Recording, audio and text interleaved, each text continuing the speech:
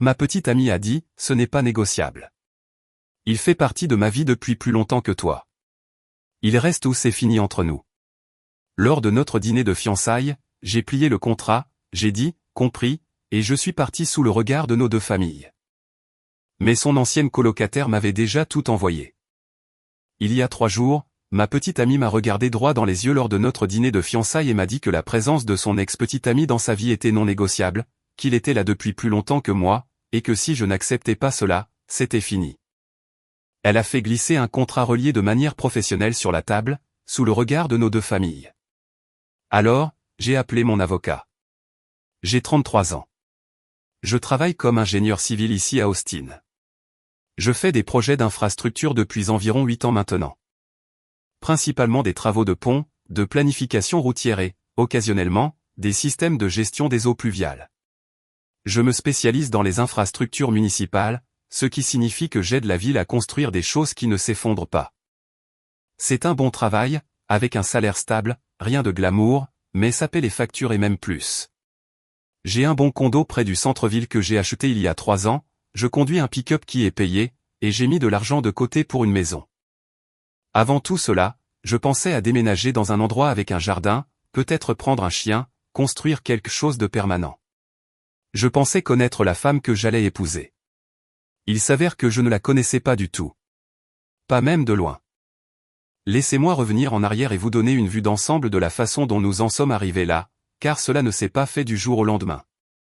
Les signes étaient là. Je ne voulais juste pas les voir. J'ai rencontré Brooke il y a 2 ans lors d'un gala de charité parrainé par mon entreprise en centre-ville.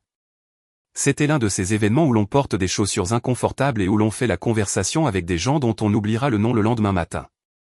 Brooke représentait une organisation à but non lucratif qui faisait de l'éducation artistique pour les enfants défavorisés.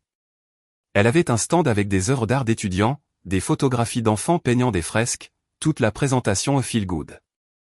Nous nous sommes retrouvés à la même table pendant le dîner et elle a fait une blague sur le poulet en caoutchouc qu'il servait qui m'a vraiment fait rire aux éclats. C'était rare pour moi dans ces choses-là. Je ne suis pas vraiment l'âme de la fête. Nous avons parlé pendant 2 heures d'absolument tout. De son travail avec les enfants, de mes projets dans la ville, de ce que nous voulions de la vie. Elle était intelligente, engagée, posait de vraies questions au lieu d'attendre son tour pour parler.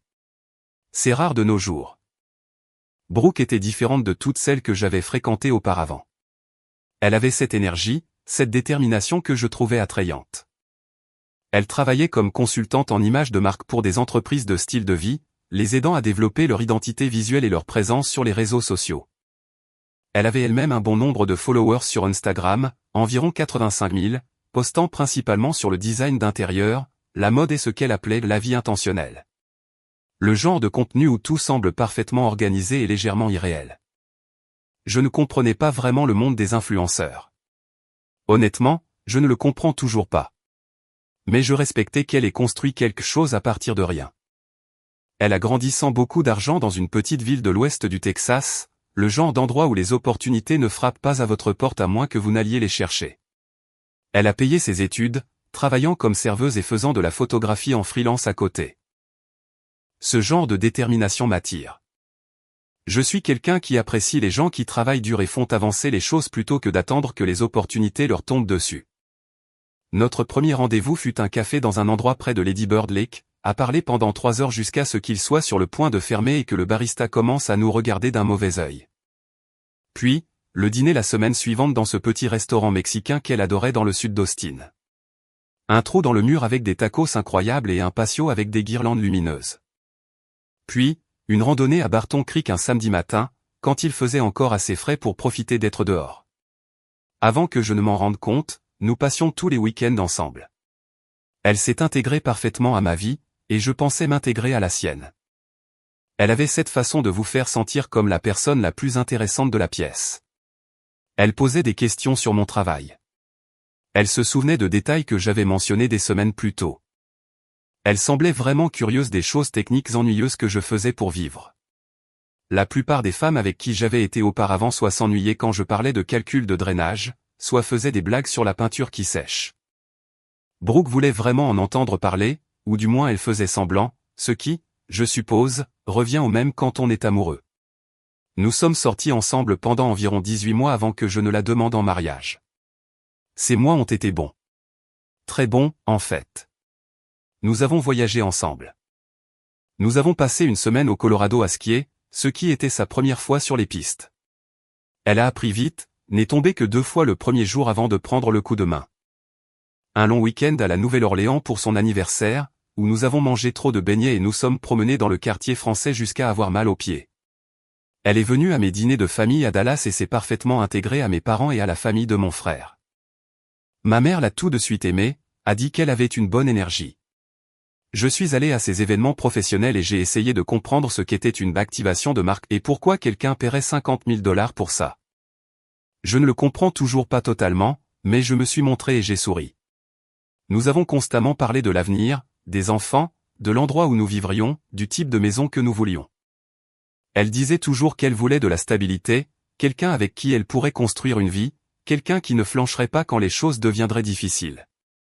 Elle me racontait avoir grandi avec des parents qui avaient divorcé et s'étaient remariés plusieurs fois, le chaos de ne jamais savoir dans quelle maison elle dormirait ou quel demi-frère ou demi-sœur serait là.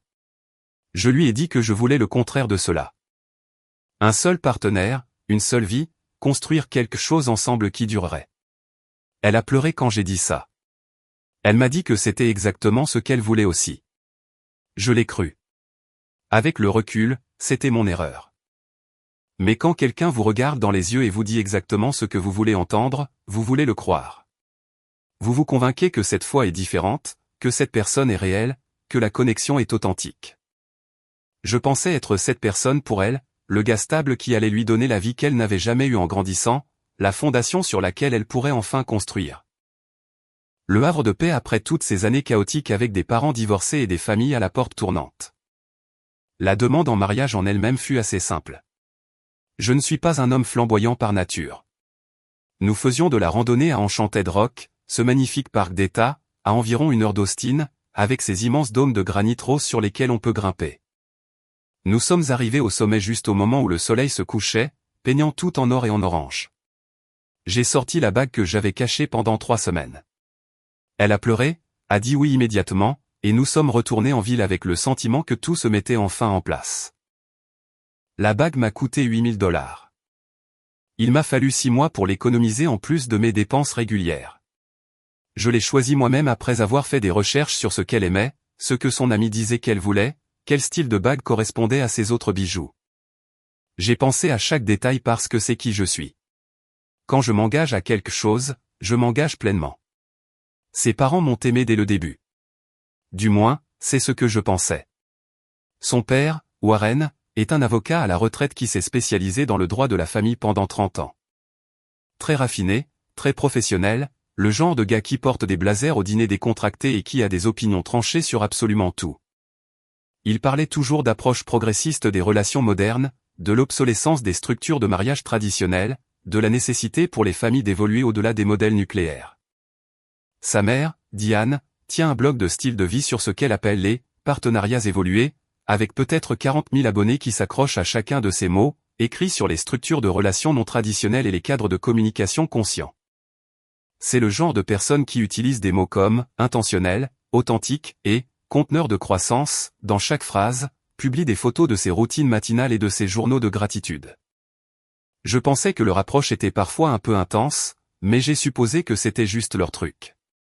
Chaque famille a ses bizarreries. Ma famille se dispute à propos du football et mange trop à Thanksgiving.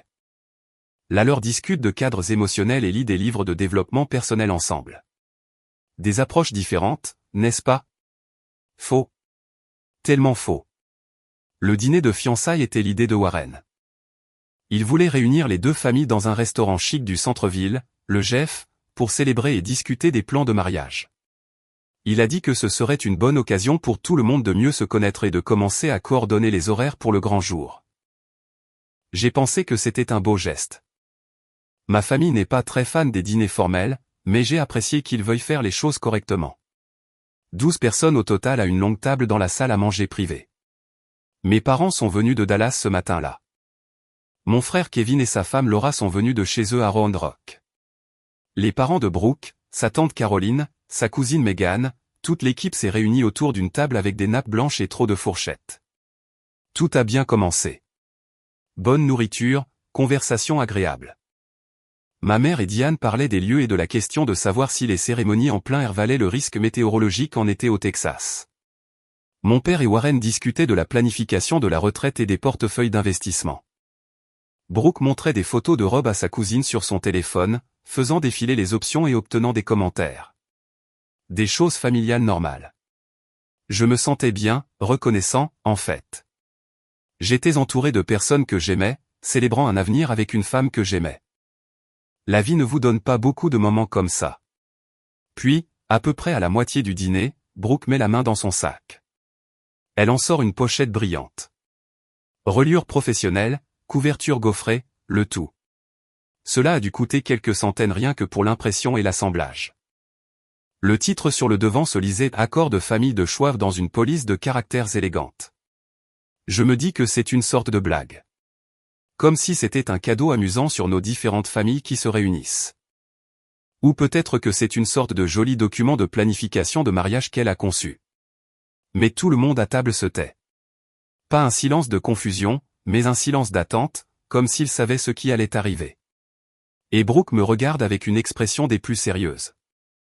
Pas de sourire, pas de chaleur, juste une intensité concentrée. Je voulais présenter ceci dans un cadre significatif, dit-elle avec toutes les personnes que nous aimons présentes, parce que c'est à propos de notre famille, de toute notre famille. Je l'ouvre et je lis des clauses sur la nécessité pour son ex-petit ami Landon de rester un membre permanent de la famille après notre mariage, sur l'obligation de l'inviter à toutes les vacances, anniversaires et événements majeurs de la vie. Il y a une section le désignant comme conseiller créatif pour notre campagne de marque de mariage. Notre campagne de marque de mariage. Je ne savais même pas que nous en avions une. Le document fait 12 pages. Interligne simple. Des dispositions détaillées sur les horaires de communication entre Brooke et Landon. Des droits d'apport créatifs pour tout ce qui concerne notre image publique. Quelque chose appelé maintenance de l'infrastructure émotionnelle qui nécessite des points de contrôle réguliers entre nous trois. Il y a une clause concernant la présence de Landon pour les étapes importantes de la vie, y compris, mais sans s'y limiter, les célébrations d'anniversaire, les réalisations professionnelles et les naissances de tout enfant que nous pourrions avoir. Il y a une section sur la coordination des vacances, s'assurant que Landon a la possibilité de nous rejoindre pour au moins 2 voyages majeurs par an. Il y a une page entière sur les directives de publication sur les médias sociaux, la manière dont Landon doit être crédité pour tout travail créatif lié au contenu de notre relation, la manière dont il a le droit d'approuver les photos qu'il inclut. Je lève les yeux de la pochette et tout le restaurant semble sous l'eau. Le son est étouffé. Le temps passe lentement. Mes parents ont l'air d'avoir vu un fantôme. La main de ma mère est figée à mi-chemin de son verre. Mon père regarde son assiette. Kevin et Laura échangent des regards. Mais de l'autre côté de la table, c'est complètement différent. Warren hoche la tête avec approbation. Diane rayonne littéralement. C'est alors que Brooke prononce la phrase qui a tout mis fin. C'est non négociable, dit-elle, me regardant droit dans les yeux sans cligner. Landon est dans ma vie depuis plus longtemps que toi. Il fait partie de mon parcours créatif depuis l'université. Il reste où nous mettons fin à tout ici. La table entière est silencieuse. Ma mère a maintenant la main sur la bouche. Mon père serre sa serviette si fort que ses phalanges sont blanches. Kevin a l'air de vouloir se lever et dire quelque chose, mais il ne sait pas quoi. Je n'ai rien dit pendant environ 30 secondes. Je suis resté assis, essayant de comprendre ce qui venait de se passer. Ma fiancée m'avait présenté un document au format légal lors de notre dîner de fiançailles devant nos 2 familles, me demandant d'accepter son ex-petit ami comme un élément permanent de notre mariage, de notre maison, autour de nos futurs enfants. L'ultimatum était suspendu dans l'air. Landon reste ou c'est fini entre nous. J'ai regardé le dossier une dernière fois, j'ai feuilleté quelques pages, j'ai remarqué le nom légal complet de Landon sur plusieurs clauses, j'ai remarqué le nom de Warren en bas de la dernière page en tant que rédacteur du document. J'ai remarqué que tout cela avait été planifié, organisé, exécuté avec précision. Puis j'ai plié la pochette, l'ai placée à côté de mon assiette et j'ai dit un mot, compris. Je me suis levé, j'ai redressé ma veste et j'ai remercié tout le monde pour le dîner. Je leur ai dit que j'appréciais qu'ils aient pris le temps d'être là. J'ai dit à mes parents que je les appellerais le matin. Puis je suis sorti. Pas de cris, pas de disputes, pas de supplications pour qu'elles reconsidèrent, pas de demande d'explication. Je suis juste parti. Quand quelqu'un vous tend un contrat concernant l'implication de son ex-petite amie avec vos futurs enfants lors d'un dîner de fiançailles, il ne planifie pas un mariage. Il planifie une fusion. Et je ne fais pas de fusion. Le trajet de retour fut les 20 minutes les plus longues de ma vie. Je n'arrêtais pas de repasser le moment dans ma tête, essayant de comprendre si j'avais mal interprété quelque chose. Peut-être qu'il me manquait du contexte. Peut-être que c'était une sorte de test élaboré pour voir comment je réagirais. Mais non, elle m'a littéralement remis un document relié me demandant d'accepter son ex comme membre permanent de la famille lors de notre dîner de fiançailles, devant toutes les personnes qui comptaient pour nous deux. Ce n'était pas un malentendu. C'était une déclaration. Quand je suis rentré dans mon condo, je suis resté assis dans mon camion pendant 10 minutes, fixant le volant. Puis j'ai sorti mon téléphone et j'ai pris des photos de chaque page de cette pochette. Couverture avant, couverture arrière, chaque page entre les deux. Documentation horodatée. Ensuite, j'ai tout transmis à mon amie Dana. Elle est avocate d'entreprise spécialisée en droit des contrats. Nous sommes allés à l'université ensemble à Texas State. Nous sommes restés amis depuis. Elle fait partie de ces personnes qui voient à travers le non-sens immédiatement. Aucune patience pour les jeux. Objet, tu vas vouloir lire ça. Elle m'a rappelé en 6 minutes chrono. Ces mots exacts, qu'est-ce que je viens de lire? Nous allons tout documenter à partir de maintenant. Ne supprime rien. Ne réponds à personne. J'ai passé cette nuit à parcourir nos comptes partagés. J'ai révoqué l'accès de Brooke à ma carte de crédit. Je l'ai retiré de la liste de mariage. J'ai changé les mots de passe de tous les services publics liés à mon condo. Ensuite, j'ai transmis le dossier entier à mes parents avec une seule ligne, j'en ai marre de faire semblant qu'elle me respecte. Mon père m'a appelé à minuit, il a juste dit, fier de toi, mon fils. Dors un peu. C'était tout. C'était suffisant. Mais attendez, ça empire. Le lendemain matin, je me réveille avec un email de Warren avec pour objet, addendum au projet de contrat de mariage. À l'intérieur, un autre document juridique. Celui-ci est encore plus détaillé que le premier, et il liste Landon comme parrain conseiller pour toutes les futures décisions de marque familiale et d'éducation des enfants. La marque familiale ou pour des enfants que nous n'avons même pas encore, des enfants qui n'existent pas. L'addendum inclut des dispositions selon lesquelles Landon aurait son mot à dire sur les choix éducatifs des futurs enfants, sur les décisions de nommage, une exigence qu'il soit présent pour les premiers anniversaires, les premiers jours d'école, les remises de diplômes. Des droits de collaboration créative continue concernant tout contenu mettant en scène les enfants. J'ai regardé cet écran pendant environ 10 minutes, essayant de comprendre ce que je lisais. Il ne s'agissait pas seulement de maintenir une amitié avec un ex. Il s'agissait d'un cadre juridique détaillé pour insérer une tierce personne dans chaque aspect de la vie de ma famille hypothétique. Puis j'ai appelé Dana et je lui ai dit que j'avais besoin de son aide pour comprendre cela. Tout ce que j'ai pu dire, ce n'est plus de l'amour. C'est de la stratégie. Elle m'a dit de tout lui envoyer. Elle m'a dit de ne répondre à personne. Elle m'a dit que ça allait empirer avant de s'améliorer. Alors, laissez-moi vous demander, suis-je complètement fou ici? Est-ce que partir était la bonne décision? Parce que Brooke n'a cessé de faire exploser mon téléphone, disant que je mettais sa famille dans l'embarras et que j'étais contrôlant et régressif. Elle m'a envoyé 43 messages textes dans les 12 premières heures. Elle a commencé par s'excuser. Je suis désolé que le timing ait été mauvais. Pouvons-nous en parler calmement? Puis, confuse, pourquoi ne réponds-tu pas? Ce n'est pas toi. Puis, en colère, tu es puéril. Nous pouvons nous en sortir si tu communiques juste. Diane a publié quelque chose sur son blog intitulé « Quand les partenaires craignent votre liberté » à propos d'un fiancé contrôlant qui ne pouvait pas gérer un amour évolué. Elle ne m'a pas nommé directement, mais tous ceux qui nous connaissent sauraient exactement de qui elle parlait.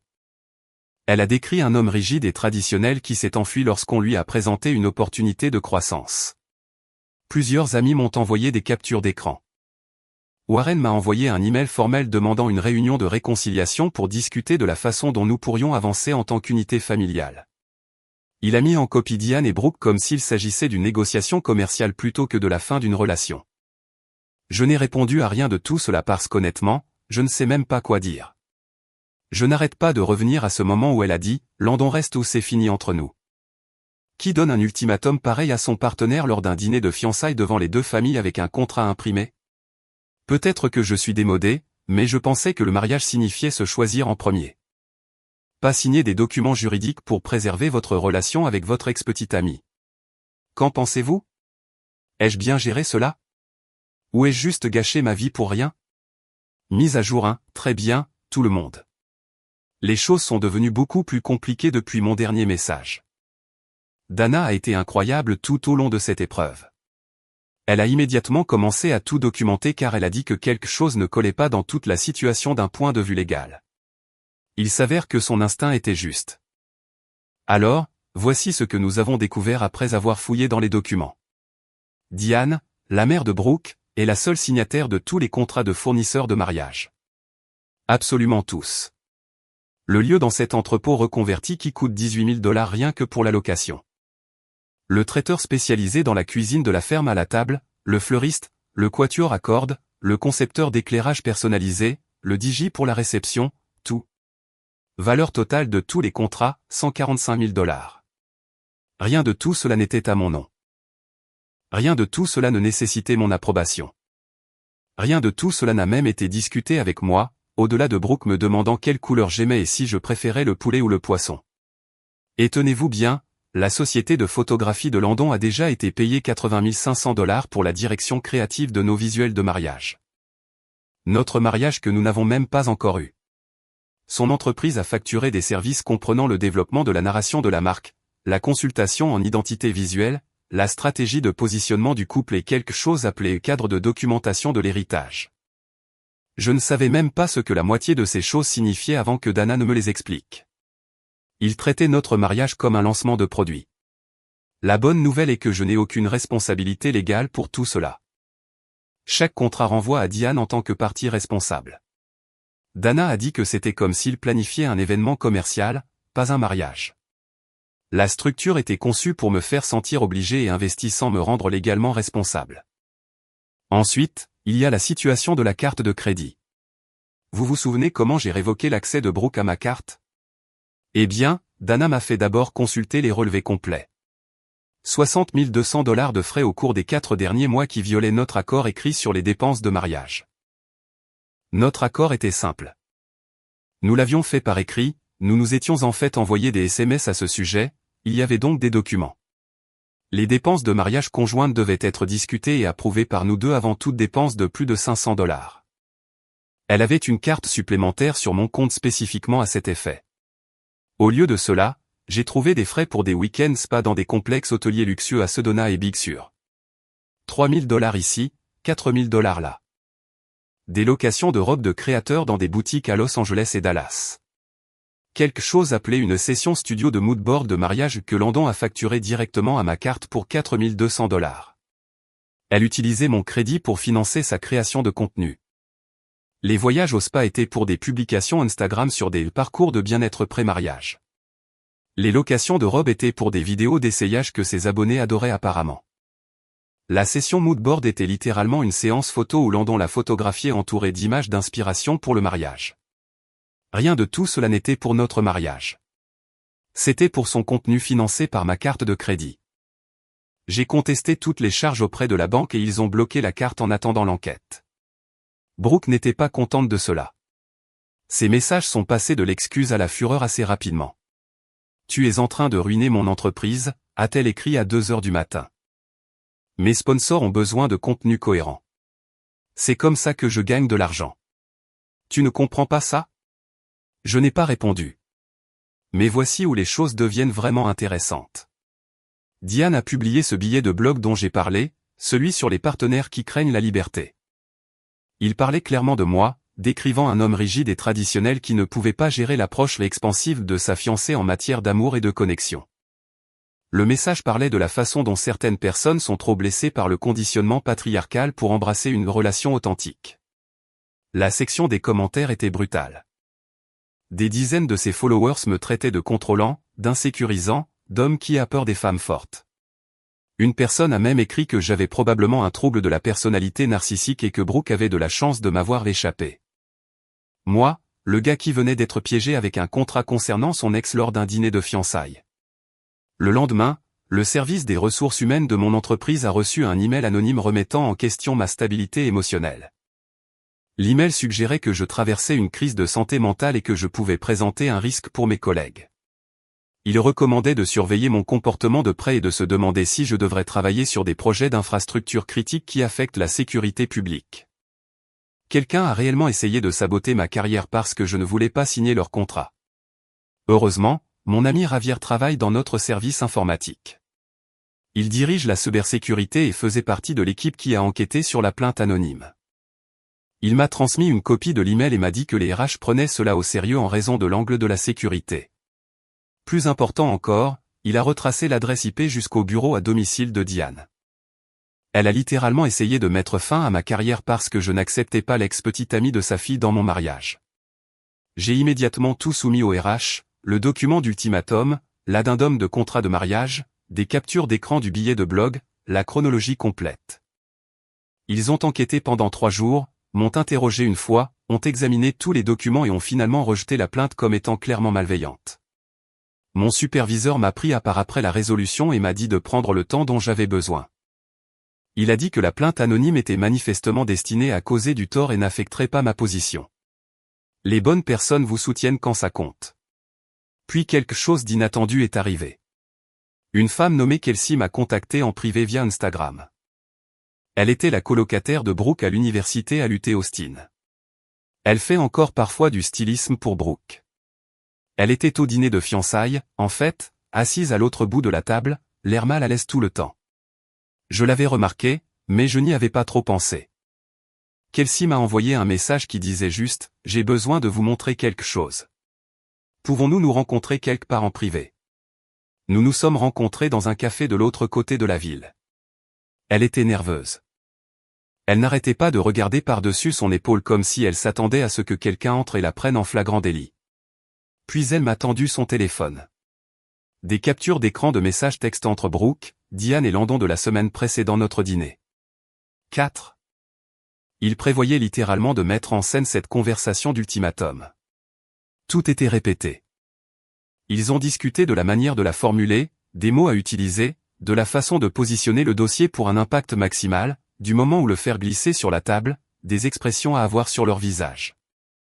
Un message de Diane disait, s'il se retire après cela, nous pourrons le présenter comme régressif et contrôlant. Sa sortie deviendra notre preuve que les hommes traditionnels ne peuvent pas gérer l'amour évolué. Dans tous les cas, nous gagnons. La narration nous est favorable. Un autre de Landon disait, la clé est de le faire se sentir déraisonnable. Les hommes traditionnels détestent paraître étroits d'esprit en public. La pression sociale le poussera à se conformer. Et de Brooke, il signera. Il est trop investi pour partir maintenant. Il a dépensé $8 000 pour la bague. Il ne va pas jeter ça à cause de quelques papiers. Elle croyait sincèrement que j'étais trop engagé pour partir. Que l'argent que j'avais dépensé me piégerait dans la conformité. Elle s'est trompée. La réponse de Dana quand je lui ai montré les captures d'écran, parfait. C'est de la préméditation. Ils ont planifié cela délibérément pour vous manipuler. Gardez cela scellé jusqu'à ce que nous en ayons besoin. Je me suis rendu compte de quelque chose en lisant ces messages. Je n'étais pas le fiancé de Brooke. J'étais leur groupe démographique cible. Le gars stable, réussi, traditionnel qui donnerait de la légitimité à leur récit. Ils avaient besoin de quelqu'un comme moi pour rendre leur concept grand public et acceptable. Sans moi, ils n'étaient que des gens avec des idées bizarres sur les relations. Avec moi à bord, acceptant à contre-cœur leur cadre progressiste, ils étaient des pionniers remettant en question les normes dépassées.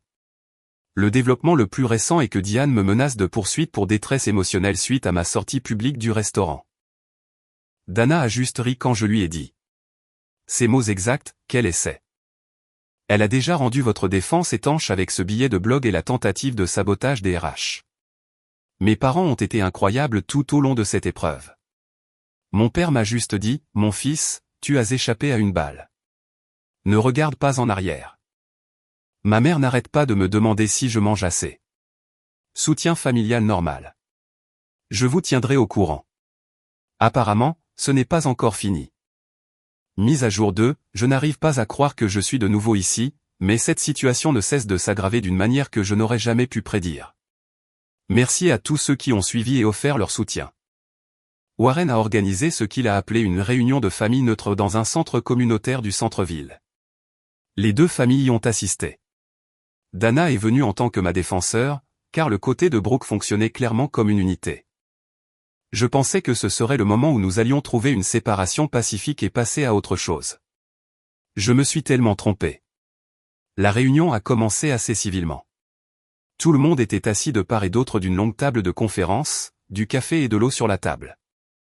Warren a principalement parlé pour leur camp, exposant ce qu'il a appelé le chemin à suivre.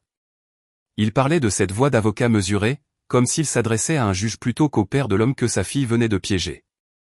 Puis Brooke a commencé en offrant ce qu'elle a appelé un compromis. Landon pourrait se retirer des fêtes de famille. Il ne viendrait pas à Noël ou à Thanksgiving, mais il devait conserver l'autorité créative sur son image publique en tant que ce qu'elle appelait une marque familiale. Il aurait toujours son mot à dire sur tout contenu lié à notre relation. Il serait toujours consulté sur les décisions importantes de la vie qui affectaient la marque. Il serait toujours présent pour la documentation des jalons. Elle a dit cela comme si c'était une concession généreuse, comme si elle me rendait service en ne laissant son ex contrôler que la façon dont notre famille hypothétique était présentée au monde. C'est moi qui fais la moitié du chemin, a-t-elle dit. C'est moi qui fais un compromis pour nous. J'avais préparé cette réunion. Dana m'a aidé à monter une présentation avec toutes les preuves que nous avions recueillies, et j'ai apporté un projecteur. Quand Brooke a terminé son discours de compromis, j'ai demandé si je pouvais partager quelques informations avec tout le monde. Warren a semblé agacé, mais a accepté. Il pensait probablement que j'allais présenter une sorte d'appel émotionnel. Au lieu de cela, j'ai montré à tout le monde les messages textes que Kelsey m'avait donnés, ceux qui prouvaient qu'ils avaient planifié toute la mise en scène du dîner à l'avance. Je les ai mis à l'écran l'un après l'autre avec des horodatages montrant la coordination. Le message sur le fait de me positionner comme régressif. Le message sur la pression sociale me poussant à me conformer. Le message sur le fait que j'étais trop investi pour partir. La pièce est devenue très silencieuse. Puis je leur ai montré les factures prouvant que la société de Landon avait été payée 80 500 $ sur les fonds du mariage pour des services qui n'avaient pas encore été rendus. Je leur ai montré le détail de ce que ces services étaient censés inclure, développement de la narration de la marque, stratégie de positionnement du couple, cadre de documentation de l'héritage, service pour un mariage qui n'aurait jamais lieu. Puis je leur ai montré mes relevés bancaires prouvant l'utilisation abusive de ma carte de crédit, 60 000 $ de frais pour des voyages au spa, des séances photos et des sessions en studio, dont aucune n'était pour notre mariage. Puis je leur ai montré l'addendum au contrat de mariage listant Landon comme parrain conseiller pour les futurs enfants. Le calme de Warren s'est complètement brisé. Cet avocat calme et raffiné a commencé à élever la voix. Il a dit que la famille ne tolérerait pas la diffamation, que je tordais des documents innocents, que je prouvais exactement pourquoi je n'étais pas assez évolué ou pour faire partie de leur famille, que ma présentation était une violation de la confiance et de la bonne foi. Dana s'est penchée en avant et a dit très doucement. La diffamation exige la fausseté. Nous avons des preuves. Chaque document que j'ai montré est authentifié. Chaque capture d'écran est horodatée. Chaque facture a une trace écrite. Si vous souhaitez contester quoi que ce soit de tout cela officiellement, je serais heureuse de programmer une déposition. Warren a cessé de parler. C'est à ce moment que Diane a commencé à pleurer. Elle a fait un discours sur le fait qu'il voulait juste créer un nouveau modèle pour l'amour moderne. Comment je détruisais quelque chose de beau. Parce que j'étais menacé par leur évolution émotionnelle. Ma mère a finalement pris la parole. Votre fille a demandé à mon fils de signer un contrat laissant un autre homme aider à élever ses enfants, a-t-elle dit lors de son dîner de fiançailles devant tout le monde. Et vous pensez qu'il est le problème? Personne n'a eu de réponse à cela. La réunion s'est terminée sans résolution. Les deux familles sont parties en colère. Mes parents m'ont serré dans leurs bras sur le parking. Mon père a dit, tu fais la bonne chose. Tiens bon. Mais voici où cette histoire prend un tournant que je n'avais jamais vu venir. Kelsey m'a recontacté quelques jours plus tard avec quelque chose qui a tout changé. Elle avait trouvé un dossier de présentation sur l'ordinateur de Landon. Il avait laissé son ordinateur portable ouvert dans l'appartement de Brooke, et Kelsey a vu le document juste là sur son bureau. Un grand titre en gras, une mise en forme professionnelle. Le fichier s'appelait la marque familiale moderne, transformer l'amour en héritage. C'était un plan d'affaires complet pour monétiser mon mariage avec Brooke. Le dossier de présentation exposait les flux de revenus projetés à partir de parrainages de style de vie, de marques qui paieraient pour être associées à leur modèle de famille évolué, de week-ends de retraite enseignant aux couples comment adopter des structures familiales élargies, d'ateliers d'entreprise sur les cadres de partenariats non traditionnels. Il y avait une section sur un contrat de livre que Diane cherchait à vendre à des éditeurs. Titre de travail, famille choisie, guide d'une mère pour un amour évolué. Mon mariage avec Brooke allait être l'étude de cas principale. Il y avait des projections pour un réseau de podcasts. 3 émissions différentes prévues. Une animée par Brooke, une par Diane, une par Landon. Même une section sur le merchandising, les lignes de vêtements, les articles ménagers, une boîte d'abonnement. Une diapositive disait même, public cible, hommes âgés de 30 à 45 ans qui valorisent la stabilité mais se sentent contraints par les modèles de relations traditionnels. Notre encre masculine offre une représentation aspirationnelle pour ce public. Encre masculine. C'est ce que j'étais pour eux. Ils avaient des revenus projetés sur 5 ans. Année 1, 340 000 $. Année 2, 750 000 $. Année 5, 2,1 millions par an. Mon mariage était censé leur générer 2,1 millions de dollars par an. Je n'ai jamais été son fiancé. J'étais leur public cible, leur encre masculine, leur étude de cas. Dana a examiné le dossier de présentation et m'a dit que j'avais 2 options. Option 1, exposer cela publiquement et créer un scandale viral qui détruise leur carrière. Option 2, rester silencieux, terminer le litige bancaire et les laisser s'effondrer sous leurs propres contradictions. J'ai choisi le silence. Aussi tentante que fut la vengeance publique, j'ai dit à Dana, laissez la vérité les ronger de l'intérieur. J'ai juste besoin d'être libre. Les conséquences ont commencé à se faire sentir. Brooke a perdu 2 partenariats majeurs après n'avoir pas pu fournir de contenu pendant la période d'enquête sur la carte de crédit. Son responsable des relations avec les sponsors s'est inquiété des problèmes de sécurité de la marque. Le studio de photographie de Landon a perdu 3 clients majeurs après que des captures d'écran de son projet de marque de coparentage et d'une manière ou d'une autre été transmises à des clients potentiels. Je ne sais pas comment cela s'est passé. Quelqu'un a dû être négligent avec des documents. Diane a fermé son blog pour ce qu'elle a appelé une « pause personnelle », après avoir reçu de multiples plaintes concernant le mélange de drames familiaux personnels avec des conseils. 3 semaines après notre réunion de famille, Warren m'a envoyé un projet de procès par l'intermédiaire de son avocat personnel. Les allégations, humiliation publique et rupture de contrat émotionnel. Oui, contrat émotionnel. Apparemment, c'est quelque chose qui, selon eux, existe. La réponse de Dana a été de déposer une mise en demeure ainsi qu'une contre-action anti-SLAPP pour tentative de diffamation. Elle a remis une chronologie complète des événements à l'avocat de Warren. L'incident du dîner, le billet de blog, l'utilisation abusive de la carte de crédit, la tentative de sabotage des RH, le dossier de présentation commerciale, tout documenté avec des horodatages. Le message de Dana ce soir-là, ne cligne pas des yeux. La victoire est à nous. J'ai commencé à mieux dormir. J'ai acheté des plantes pour mon condo. J'ai recommencé à faire de la randonnée le week-end. Incroyable l'énergie que l'on retrouve quand on arrête de faire semblant que quelqu'un vous respecte. Plus de mise à jour à venir. Dernière mise à jour, eh bien, tout le monde, c'est probablement ma dernière mise à jour. Merci à tous ceux qui ont suivi. Le processus de médiation fut brutal. 3 heures dans une salle de conférence stérile avec les 2 familles, 2 avocats et un médiateur nommé par le tribunal. Warren a essayé de me dépeindre comme un partenaire instable qui ne pouvait pas gérer les concepts d'amour évolués. Diane a parlé de la façon dont leur famille avait été traumatisée par mon rejet public. Puis Dana a présenté le dossier de présentation de l'entreprise sur l'écran de la salle de conférence. La pièce est devenue silencieuse. On pouvait voir Warren réaliser que sa fille avait prévu de monétiser son mariage.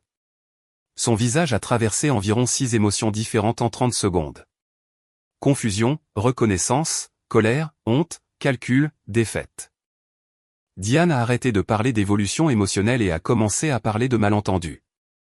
Le médiateur a demandé directement à Brooke, aviez-vous l'intention de construire une entreprise autour de votre mariage sans la connaissance ou le consentement de votre partenaire?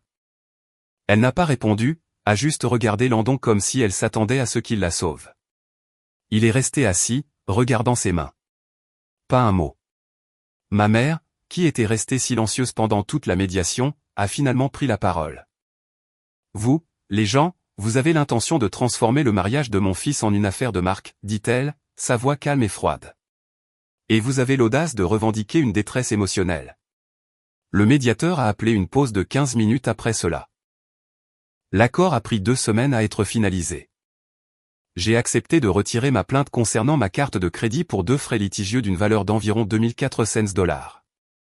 En échange, Diane et Warren ont accepté l'entière responsabilité financière de tous les contrats de mariage, avec une clause de non-dénigrement contraignante, les empêchant de discuter de moi publiquement, jamais. Brooke a signé un accord de non-contact de 5 ans, légalement exécutoire. Landon a signé une mise en demeure l'empêchant d'utiliser mon nom ou mon image dans tout matériel commercial, y compris ce dossier de présentation. Tout est scellé, tout est irréversible. Maintenant, voici ce qui leur est arrivé à chacun d'eux. Brooke a essayé de se rebrander en tant que coach en relation sur Instagram, a posté sur la guérison après un chagrin d'amour et la découverte de soi après une perte, a perdu la plupart de ses principaux sponsors en moins de 2 mois. Son contrat de livre a échoué après que l'éditeur ait eu vent de la controverse et ait décidé que le risque ne valait pas l'avance. La semaine dernière, j'ai entendu par des amis communs qu'elle est retournée vivre chez ses parents pendant qu'elle réévalue sa stratégie de marque. Son nombre de followers est passé de 85 000 à 31 000 en 4 mois. L'engagement est pratiquement mort. Les commentaires sont rares. L'algorithme a cessé de pousser son contenu. Le blog de Diane a fait l'objet d'une plainte éthique de son association professionnelle. Quelqu'un a signalé qu'elle mélangeait la promotion familiale personnelle avec des conseils et exploitait potentiellement des relations pour du contenu. Elle a définitivement fermé le blog. Puis le mois dernier, j'ai découvert qu'elle avait perdu le renouvellement de sa certification. Elle ne pratique plus. Sa philosophie des partenariats a évolué et n'a pas survécu au contact d'un examen minutieux. Warren a tenté d'intenter ce procès pour détresse émotionnelle. Dana a contre-attaqué avec tout ce que nous avions. La tentative de sabotage des RH, les messages textes prémédités, le dossier de présentation de l'entreprise, tout cela dans un gros classeur livré au bureau de son avocat. 3 semaines plus tard, son propre avocat l'a abandonné comme client. Apparemment, même d'autres avocats ont trouvé son affaire embarrassante. Il raconte aux gens que tout cela était une expérience sociale qui a mal tourné. Personne ne le croit. Ses collègues du barreau ont été visiblement distants lors des événements. Landon a déménagé à Denver. Son entreprise de photographie a pris un coup, mais il se reconstruit. Cette partie me dérange. Mais il y a 2 mois, Kelsey m'a envoyé une capture d'écran. Sa nouvelle petite amie a découvert le dossier de présentation. Quelqu'un le lui avait transmis. Elle en a parlé sur ses propres réseaux sociaux, l'a identifié, l'a traité d'escroc relationnel qui avait essayé de monétiser le mariage d'un autre homme. Cette publication a obtenu 12 000 partages. Sa rebrand à Denver ne se passe pas aussi bien qu'il l'espérait. Quant à moi, mon entreprise m'a promu chef de projet senior 3 mois après la fin de la médiation. Le projet de logement abordable sur lequel je travaillais a commencé le mois dernier. 200 unités de logement durable à revenu mixte. Mon nom est sur la plaque du projet. Du vrai travail, un réel impact, quelque chose qui aide réellement les gens au lieu de piller leur vie pour du contenu. Les gars, nous sommes si près d'atteindre les 100 000 abonnés sur cette chaîne. Si vous n'êtes pas abonné à la chaîne, veuillez envisager de vous abonner. Cela aide vraiment à atteindre ce cap des 100 000. Merci de faire de ce rêve une réalité.